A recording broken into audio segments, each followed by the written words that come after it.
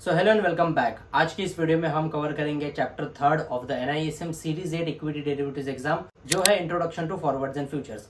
आपके एग्जाम के नजरिए से ये topic one of the most important हो जाता है, क्योंकि जो मैक्सिमम क्वेश्चंस है वो इसी टॉपिक के रिलेटेड में आएंगे। भले इस टॉपिक का वेटेज 10 मार्क्स का ही है, लेकिन तो भी जो मैक्सिमम क्वेश्चंस है, क्योंकि पर्सनली मैंने ये एग्जाम दिए, मुझे पता है क्वेश्चंस किस तरह से आएंगे, तो मैक्सिमम जो क्वेश्चंस होंगे वो फॉरवर्ड्स, फ्यूचर्स और ऑप्शंस, ये तीन चीजों पे डिपेंड करेंगे। क्योंकि इक्विटी डेरिवेटिव्स का हमारा एग्जाम है, सो मेन फोकस रहेगा डेरिवेटिव्स पर। और अगर आप वर्कबुक के साथ, जो आपको वर्कबुक मिलेगी ये इक्विटी डेरिवेटिव्स एग्जाम के लिए, वो वर्कबुक पढ़ने के साथ मेरी वीडियोस देखते हो और मैं जो शॉर्ट नोट्स प्रोवाइड करता हूँ उस शॉर्ट नोट्स को भी देख लेते हो, तो डेफिनेटली आपकी प्रिपरेशन बहुत ही ज्यादा अच्छे से हो जाएगी। और ये जो शॉर्ट नोट्स है जिसकी हेल्प से मैं आपको पढ़ा रहा हूँ, ये मैंने नीचे डिस्क्रिप्शन में दी हुई है, तो वहां से आप डाउनलोड कर सकते हो। तो चलिए आज के चैप्टर 3 से शुरुआत करते हैं। तो चैप्टर 3 का नाम है introduction to forwards and futures. तो सबसे पहले essential features of a forward are it is the contract between two parties, यानी कि एक बायलैटरल कॉन्ट्रैक्ट होता है। कोई भी जो फॉरवर्ड कॉन्ट्रैक्ट है उसमें दो पार्टीज इन्वॉल्व होगी, एक बायर होगा एक सेलर होगा, और इसीलिए इसे बायलैटरल कॉन्ट्रैक्ट बोला जाता है। It means that it involves two parties. All terms of the contract like price, quantity and quality of underlying delivery terms like place, settlement procedure etcetera are fixed on the day of entering into the contract. यानी contract के अंदर जो भी terms and conditions होंगे वो किस time पर, किस डेट पर और किस प्राइस पर, ये जो तीनों चीजें इंपॉर्टेंट, ये सब चीजें कॉन्ट्रैक्ट में एंटर होने के पहले ही दोनों पार्टीज के बीच में म्यूचुअली एग्रीड हो जाएगी। अगर कोई भी पार्टी इसको मना करना चाहे तो वो डेफिनेटली उसको कर सकती है। तो वो जो टर्म्स एंड कंडीशंस का कॉन्ट्रैक्ट होगा, जो फॉरवर्ड कॉन्ट्रैक्ट, उसमें मेंशन कर देना चाहिए, क्योंकि बायर और सेलर ये दोनों की मंजूरी से ये कॉन्ट्रैक्ट बनाया जाएगा। और फ्यूचर में जब ये एग्जीक्यूट होगा तो वो होगा as per the futures contract which is already being entered before entering the contract. Forwards are bilateral over-the-counter transactions where the terms of the contract, such as price, quantity, quality, time and place, are negotiated between the two parties to the contract. यानी contract के related जो भी terms and conditions है वो दोनों parties, यानी कि buyer और सेलर ए एंड बी, जो भी दो पार्टीज रहेगी उस पर्टिकुलर फॉरवर्ड कॉन्ट्रैक्ट में, उनको डायरेक्टली नोटिफाइड कर दिया जाएगा। यानी उन दोनों को पता होना चाहिए कि कॉन्ट्रैक्ट के अंदर है क्या। Any alteration in the terms of contract is possible if both parties agree to it. और इसमें जो टर्म्स एंड कंडीशंस लिखे गए हैं वो फ्यूचर में चेंज भी हो सकते हैं, लेकिन वो चेंज करने के लिए दोनों की सहमति होनी चाहिए, यानी बायर की भी सेलर की भी। अगर एक भी पार्टी असहमत है तो वो जो टर्म्स एंड कंडीशंस का कॉन्ट्रैक्ट है उसको चेंज नहीं कर सकते। दोनों पार्टी अगर एग्री है, दोनों पार्टी चाहती है कि चेंज होना चाहिए, तो डेफिनेटली चेंज कर सकते हैं, क्योंकि ये ओवर द काउंटर ट्रांजेक्शन है। यहाँ पे कोई भी एक्सचेंज रेगुलेट नहीं कर रहा है इसे, ये ओवर द काउंटर है, यानी पर्सनली दो जन एक पर्टिकुलर कॉन्ट्रैक्ट को एग्जीक्यूट करने वाले, जो आज से कुछ दिनों बाद होने वाला है। और फॉरवर्ड्स और फ्यूचर्स में यही मेजर डिफरेंस आ जाता है कि फॉरवर्ड्स ये ओवर द काउंटर ट्रांजेक्शन होते हैं, इसे कोई भी रेगुलेटर या फिर कोई भी रेगुलेटरी बॉडी ऑथोराइज नहीं करती, जबकि जो फ्यूचर्स है वो स्टैंडर्डाइज्ड होते हैं, वो एक एक्सचेंज पे ट्रेड करते हैं और उसमें एक रेगुलेटरी बॉडी इन्वॉल्व होती है। यानी जो भी सेटलमेंट ऑफ ट्रांजैक्शन है वो डेफिनेटली होंगे, वहां पे कोई भी रिस्क नहीं होता। On the other hand forwards में रिस्क होता है। अब वो किन टाइप के, तो दो मेजर रिस्क होते हैं। पहला लिक्विडिटी रिस्क, दूसरा counterparty risk. One by one समझते हैं। लिक्विडिटी रिस्क क्या होता है? Liquidity is nothing but the ability of the market participants to buy और sell the desired quantity of an underlying asset. Liquidity risk का मतलब simply यही है कि दो पार्टीज अगर इन्वॉल्व है और फ्यूचर में एक पार्टी बाय करेगी तो दूसरी पार्टी सेल करेगी, तो इन दोनों में से अगर कोई भी इलिक्विड हो गया, यानी जब कॉन्ट्रैक्ट को एग्जीक्यूट करने की डेट आई, तो अब दोनों में से कोई तो पार्टी या फिर दोनों पार्टी ये एबिलिटी नहीं रखती कि वो ये कॉन्ट्रैक्ट को एग्जीक्यूट कर पाए। यानी फॉर एन एग्जांपल, कॉन्ट्रैक्ट में दो जन एंटर हो गए, मिस्टर ए बायर है, मिस्टर बी सेलर है। अब जिस दिन कॉन्ट्रैक्ट को एग्जीक्यूट करने की डेट आई, उस दिन बायर के पास पैसे ही नहीं है सेलर से माल खरीदने के लिए, तो ऐसे केस में लिक्विडिटी रिस्क हो जाता है।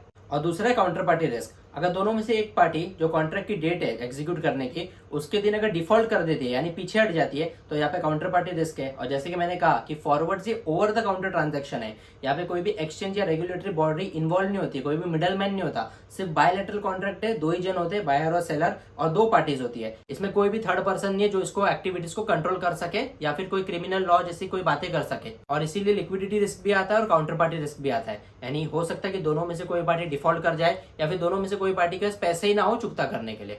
और इन्हीं लिमिटेशंस को ध्यान रखते हुए मार्केट में नई चीज आ गई, जो है फ्यूचर्स कॉन्ट्रैक्ट। जी हाँ, फ्यूचर्स कॉन्ट्रैक्ट स्टैंडर्डाइज होते हैं, इन्हें एक पर्टिकुलर एक्सचेंज के ऊपर ट्रेड किया जाता है और ये रेगुलेटरी बॉडी के अंडर आते हैं। यानी इसमें जो रिस्क है, यानी liquidity risk, counter party risk, ऐसा कोई रिस्क इन्वॉल्व नहीं होता। यहाँ पर बाय हुक और बाय क्रुक जो भी पार्टीज इस पर्टिकुलर ट्रांजेक्शन में इन्वॉल्व है, उनको डेट ऑफ एग्जीक्यूशन के दिन उस पर्टिकुलर कॉन्ट्रैक्ट को एग्जीक्यूट करना ही पड़ेगा, उसमें कोई पीछे नहीं हट सकता। यानी once you have entered the contract, it needs to be executed. तो फ्यूचर कॉन्ट्रैक्ट के स्पेसिफिकेशन क्या है? Underlying instrument and underlying price. The underlying instrument refers to the index और stock on which the futures contract is traded. जैसे कि हमने पहले की वीडियोस में देखा कि ये फ्यूचर्स ये डेरिवेटिव का काम करता है, इसका एक अंडरलाइंग एसेट होता है। जैसे निफ्टी इंडेक्स है तो निफ्टी इंडेक्स का फ्यूचर्स कॉन्ट्रैक्ट है, निफ्टी इंडेक्स ये अंडरलाइंग एसेट बन गया और फ्यूचर कॉन्ट्रैक्ट डेरिवेटिव कॉन्ट्रैक्ट बन गया। यानी कि निफ्टी का फ्यूचर उसी तरह से वर्क करेगा जिस तरह से निफ्टी का इंडेक्स वर्क कर रहा है। The underlying price is the spot price और the price at which the underlying asset trades in the cash market. यहाँ पे दो इंपॉर्टेंट प्राइस आ जाते हैं, स्पॉट प्राइस और फ्यूचर्स प्राइस। इसको डिटेल में आगे जानेंगे। तो अब स्पॉट प्राइस क्या होता है? The price at which an asset trades in the cash market. जैसे कि मैंने निफ्टी का एग्जांपल लिया तो निफ्टी का इंडेक्स अंडरलाइंग है, तो निफ्टी इंडेक्स का जो प्राइस चल रहा है ना उसको स्पॉट प्राइस बोलते हैं, और निफ्टी के फ्यूचर का जो प्राइस चल रहा है उसे फ्यूचर्स का प्राइस बोलते हैं। यानी कि अंडरलाइंग एसेट का जो भी प्राइस है वो स्पॉट प्राइस, और उसके डेरिवेटिव कॉन्ट्रैक्ट का जो भी प्राइस है वो फ्यूचर्स के अंदर है तो फ्यूचर्स प्राइस। वही लिखा है futures price, the price of the futures contract in the futures market. Contract cycle क्या होता है? It is a period over which a contract trades. देखो दोस्तों कैसे मालूम है, ये जो शॉर्ट नोट्स है इसमें इंपॉर्टेंट टर्मिनोलॉजीज है।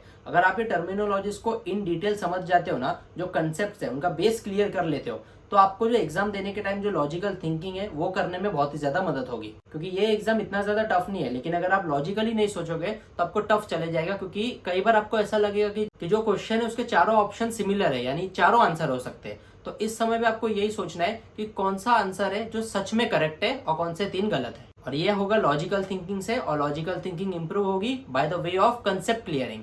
कंसेप्ट्स को क्लियर करके लो। इसलिए शॉर्ट नोट्स भी इसी तरह से बनाए गए हैं, जहाँ पे टर्मिनोलॉजीज पे ज्यादा फोकस किया गया है, कंसेप्ट्स पे ज्यादा फोकस है। इसलिए मैं बोल रहा हूँ कि वर्कबुक को भी जरूर पढ़ लेना, क्योंकि जब आप डे बाय डे वर्कबुक को पढ़ोगे आपका नॉलेज एनहांस होते जाएगा। उसके बाद मैं जो क्वेश्चन बैंक दूंगा, जो मॉक टेस्ट के क्वेश्चंस दूंगा, वो प्रैक्टिस करोगे, उससे भी आपको नॉलेज मिल जाएगा। और साथ ही साथ ये शॉर्ट नोट्स जब पढ़ोगे, जो आप डिस्क्रिप्शन से डाउनलोड कर सकते हो, ये शॉर्ट नोट्स को पढ़ोगे, मेरी वीडियोस को देखोगे, तो आपका नॉलेज और एनहांस होते जाएगा। जितना ज्यादा नॉलेज एनहांस होगा उतना आपको लॉजिकल थिंकिंग करने में हेल्प होगा। इसलिए मैं बार बार कहता हूँ कि वीडियोस को तो देख ही लेना, लेकिन वर्कबुक को भी पढ़ लेना, क्योंकि वर्कबुक ये बहुत ही ज्यादा इंपॉर्टेंट है to pass the exam successfully.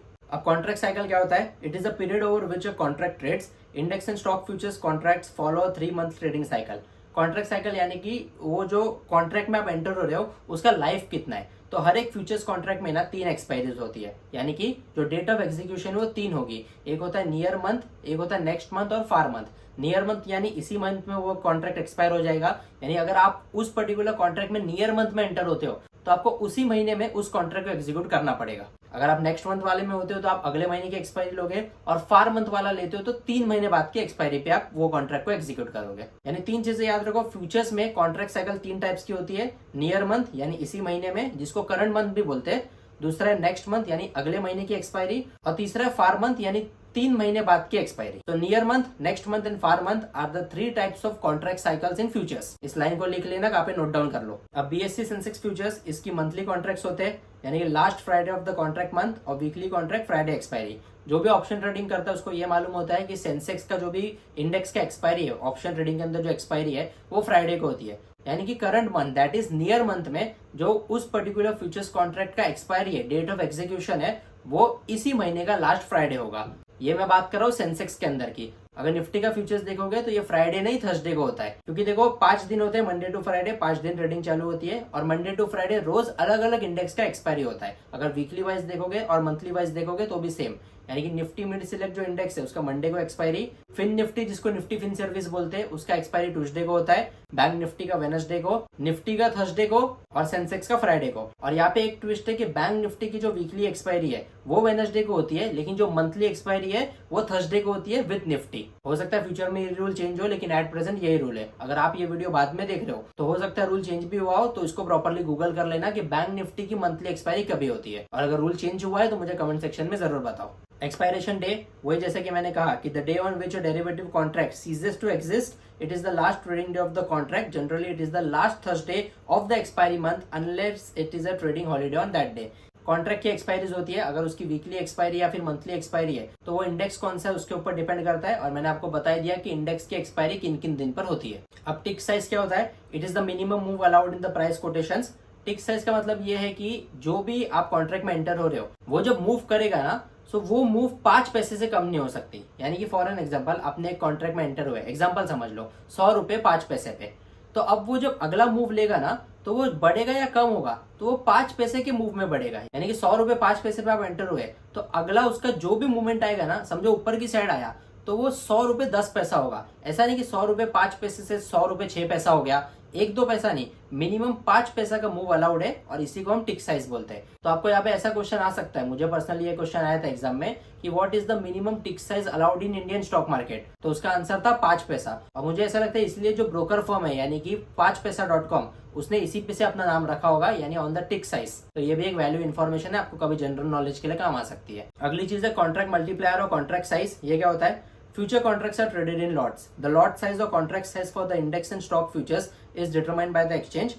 Contract sizes are different for each stock and index traded in the derivative segment. हर एक जो इंडेक्स है, हर एक जो स्टॉक है, उसका लॉट साइज अलग है। जैसे कि मैंने आपको पहले की वीडियोस में बताया है कि निफ्टी का जो लॉट साइज है वो 25 का है, पहले 50 का था, अभी 25 का है। यानी कि निफ्टी के फ्यूचर्स में आपको ट्रेड करना है तो उसको लॉट साइज में ट्रेड करना पड़ेगा। यानी कि समझो 23,000 में निफ्टी अभी चल रहा है फॉर एन एग्जाम्पल, तो आपको उसके फ्यूचर्स कॉन्ट्रैक्ट में ट्रेड करने के लिए 23,000 का इन्वेस्टमेंट नहीं लगेगा, 23,000 इंटू 25 का इन्वेस्टमेंट लगेगा, जो कि कुछ इतना अमाउंट होता है, आप स्क्रीन पे देख सकते हो। तो अभी आप बोलोगे कि फ्यूचर्स ट्रेडिंग करना तो बहुत ही ज्यादा एक्सपेंसिव है, इतना कैपिटल तो मेरे पास है नहीं, और इसीलिए ऑप्शन ट्रेडिंग को इंट्रोड्यूस किया गया है ताकि कम कैपिटल में भी आप सेम मजे वाली ट्रेडिंग कर सको। लेकिन वहां पे जो रूल्स है थीटा डी के, प्रीमियम डी के आ जाता है, जिसकी वजह से थोड़ा इशू हो जाता है। वो हम इन डिटेल आगे सीखेंगे, स्टेप बाय स्टेप सारी लर्निंग्स को कंटिन्यू करेंगे। कोई भी टेंशन मत लो, इतना ज्यादा हार्ड नहीं है, ध्यान देके पढ़ोगे हो जाएगा। और ऐसा नहीं कि फ्यूचर्स ट्रेडिंग करने के लिए भी इतना ज्यादा कैपिटल लगता है, इसमें भी मार्जिन का जो सीन है वो रहता है, यानी कि आप कुछ इनिशियल मार्जिन देके ट्रेड कर सकते हो और कम पैसों में भी ट्रेड को एग्जीक्यूट कर सकते हो। भले वो पैसे भी बहुत ही ज्यादा होंगे, लेकिन ये जो 23,000 इंटू 25 इतने पैसे लगेंगे, कंपेरेटिवली इससे कम ही पैसे लगेंगे। तो ये सब आपको विद टाइम समझेगा, ये सब एक दिन का खेल नहीं है, इसको प्रैक्टिस से होगा। कैसा क्रिकेट भी खेलने जाते हो तो पहले दिन पर 6-4 मारने नहीं लग जाते, 2-4-10 बार खेलोगे तो ही सीखोगे। Option trading is a cricket match, यहाँ पे जितना खेलोगे, जितने टाइम टिकोगे, उतनी ज्यादा चीजें सीखोगे। अगला कंसेप्ट है daily settlement price. The exchange follows a daily settlement procedure for open positions in equity index and stock futures contract. All open positions are settled daily based on the daily settlement price of the futures contract. ये इतना ज्यादा कुछ importance नहीं है, इतना ही बताया है कि हर एक दिन के बाद डेली सेटलमेंट प्राइस होती है, जो एक्सचेंज मार्केट में जो उस पर्टिकुलर सेगमेंट में, उस पर्टिकुलर इंडेक्स की या फिर उस पर्टिकुलर डेरिवेटिव कॉन्ट्रैक्ट की जो प्रीवेलिंग लास्ट ट्रेडिंग प्राइस है, उसके हिसाब से प्राइस को सेटल करता है। इसको मार्जिन कम पड़ रहे थे उनको मार्जिन का नोटिफिकेशन दे देता है, मार्जिन कॉल का नोटिफिकेशन दे देता है, और सारे पर्टिकुलर इंडिविजुअल ट्रेडर्स या फिर इन्वेस्टर्स का जो भी ट्रेडिंग अकाउंट है, इन्वेस्टमेंट अकाउंट है, वो इस हिसाब से मैनेज करता है on the basis of daily settlement price. अब ये जो अगले पॉइंट्स है, यानी final settlement price, trading hours, ये सब इतने इंपॉर्टेंस के नहीं है, आप इसको पढ़ोगे तो भी आपको समझ जाएगा। अब अगला कंसेप्ट है बेसिस का। बेसिस क्या होता है? The difference between the spot price and the futures price is called basis. ये लाइन बहुत ही ज्यादा इंपॉर्टेंट है, आपको 90% ये क्वेश्चन तो एग्जाम में आ ही सकता है, मुझे तो पर्सनली आया था। The difference between spot price and futures price is called as dash, it is called as basis. यानी जैसे कि मैंने आपको बताया कि स्पॉट प्राइस जो अंडरलाइंग एसेट का प्राइस होता है, और फ्यूचर्स प्राइस यानी जो फ्यूचर्स कॉन्ट्रैक्ट है उसका प्राइस होता है। तो ये दोनों प्राइस में कुछ डिफरेंस होगा। आप जाके कोई भी आपका ट्रेडिंग अकाउंट जिस पे आप ट्रेड करते हो या फिर कोई भी इन्वेस्टमेंट अकाउंट है, उसमें जाके सर्च कर सकते हो निफ्टी के स्पॉट का प्राइस क्या चल रहा है, यानी निफ्टी इंडेक्स का प्राइस, और उसके कंपैरिजन में उसके फ्यूचर्स कॉन्ट्रैक्ट का प्राइस कितना चल रहा है। आप देखना उसमें थोड़ा बहुत डिफरेंस होता है, और इसी डिफरेंस को बोला जाता है मार्केट की भाषा में बेसिस। यानी कोई आपको पूछ ले what is basis in stock market, so the basis in stock market is the difference between spot price and future price. ये सारे नोट्स मैंने आपको प्रोवाइड किए, नीचे डिस्क्रिप्शन से डाउनलोड कर लेना और एक बार जरूर पढ़ लेना in detail for clear understanding. तो आज का सेशन है ना यही वाइंड अप करते हैं, क्योंकि कैसा ये जो थर्ड चैप्टर है introduction to forwards and futures, ये बहुत ही ज्यादा वास्ट है। तो कैसे अगर मैं आपको एक ही वीडियो में सब कुछ बता दूंगा तो आपको वो बहुत ही ज्यादा ओवरलोड हो जाएगा, बहुत ही ज्यादा मिसमैच हो जाएगा। इसलिए डेली एक वीडियो मेरा देखा करो, मैं जो बीच बीच में इंपॉर्टेंट बातें बोलता हूँ उसके नोट्स बनाया करो, और जो शॉर्ट नोट्स मैं आपको प्रोवाइड कर रहा हूँ उसको डाउनलोड करके पढ़ लो, अपनी वर्कबुक को पढ़ो, सो डेफिनेटली आपकी जो प्रैक्टिस है वो अच्छी हो जाएगी। कैसा है, घाई गड़बड़ में पढ़ोगे, सारी चीजें एक ही साथ सीखने जाओगे तो सब बाउंसर चले जाएगा, और जो हल्का फुल्का थोड़ा कुछ सीखा भी है उसको भी भूल जाओगे। सो एक काम करते हैं, ये जो चैप्टर है यानी third chapter of introduction to forwards and futures, इसको 2 पार्ट में डिवाइड करेंगे। पहला पार्ट आज शूट हो गया, इसका अभी भी 50% जो काम है, जो 50% सिलेबस है इस पर्टिकुलर चैप्टर का, वो बचा है, जो कि मैं अगले वीडियो में कवर करूंगा। तो इस सीरीज को, इन वीडियोस को भर भर के प्यार दो, ताकि मुझे मोटिवेशन मिलते रहे आपके लिए वैल्यूएबल कंटेंट और इन्फॉर्मेटिव वीडियोस बनाने के लिए। तो thanks for watching the video. अगर वीडियो की इन्फॉर्मेशन पसंद आई हो, लाइक कर दो, शेयर कर दो, और ऐसे इन्फॉर्मेटिव वैल्यूएबल कंटेंट के लिए चैनल से प्लीज जुड़ जाओ, यानी सब्सक्राइब कर दो। जय हिंद।